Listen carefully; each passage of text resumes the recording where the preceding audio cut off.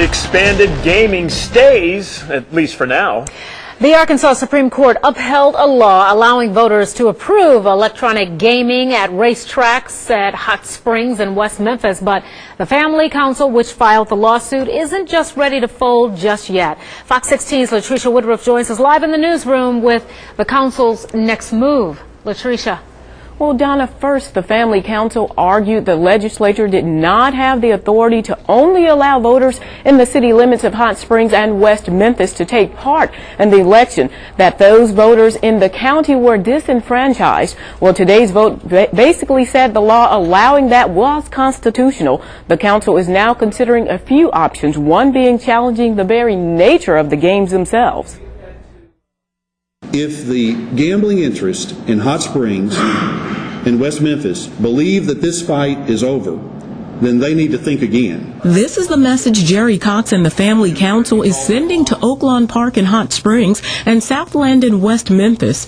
Today, in a 6-1 vote, the Arkansas Supreme Court upheld a state law allowing local elections to add electronic games at both tracks. Writing for the majority, Justice Paul Danielson said, "We hold that there was nothing irrational or arbitrary about the legislature's decision to authorize wagering on electronic games of skill at the state's establishment." Cox disagrees with the ruling and says he's looking at other avenues for reviving the fight to end what he calls illegal gambling.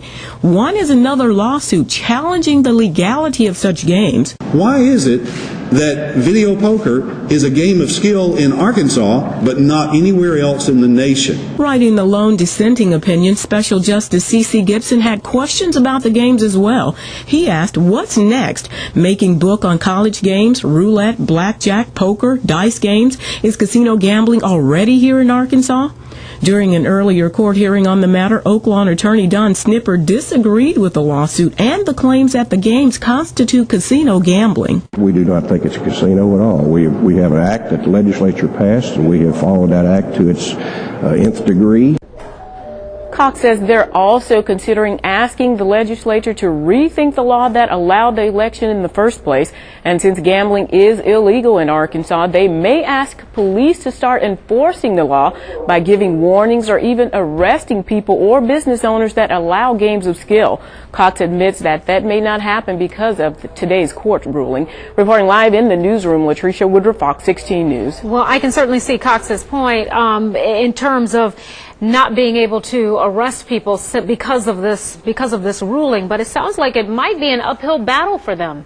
It definitely is, Don, and they know that, but they say that they believe that this is gambling and they want to drive it right out of Arkansas. Okay, we'll keep following the story. Latricia Woodruff reporting live. And here's the Fox 16 bottom line. The expanded games were approved in 2005. At that time, Southland in West Memphis underwent a big expansion, adding nearly 1,000 games of skill.